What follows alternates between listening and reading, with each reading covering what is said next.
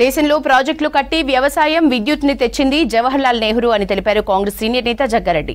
మోదీ 10 ఏళ్లలో ఎన్ని ప్రాజెక్టులు కట్టారో, ఎన్ని కంపెనీలు పెట్టారో, ఎంతమందికి ఉద్యోగాలు ఇచ్చారో కిషన్ రెడ్డి సమాధానం చెప్పాలన్నారు జగ్గారెడ్డి.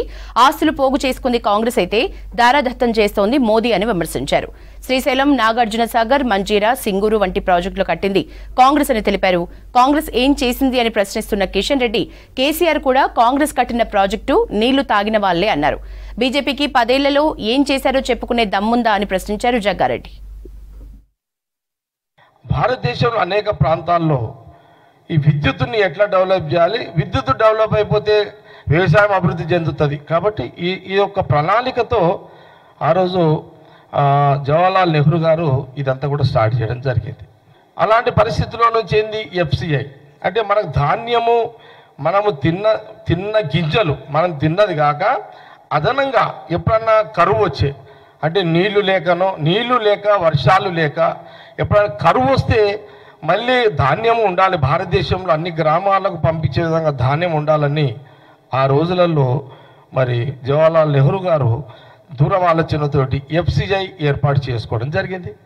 ఆ రోజు నెహ్రూ గారు ముందు జాగ్రత్తలో ఆ గోదాముల ఏర్పాటు చేసింది కాబట్టి ఆ ధాన్యమే ఇప్పుడు మన సూపర్ బజార్లలో ఇచ్చే బియ్యం అవే ఎఫ్సిఐ ద్వారా వచ్చే బియ్యమే.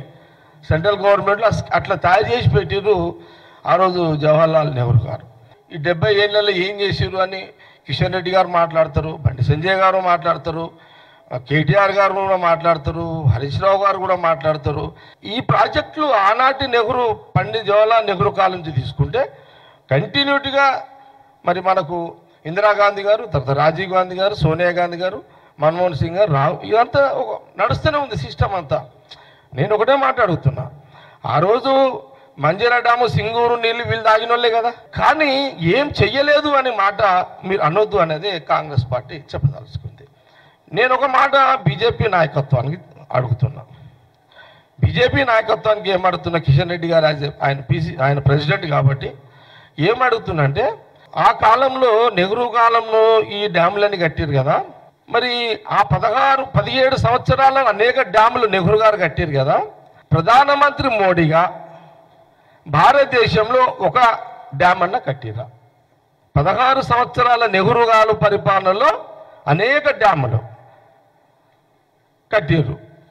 మరి మోడీ గారు 10 ఏళ్ళు ప్రజల అవకాశం ఇచ్చారు కదా, ఒక డ్యాము మేము కట్టినము మోడీ గారి ప్రభుత్వంలో అని మీరు దీని మీద ఛాలెంజ్ చేయగలరు?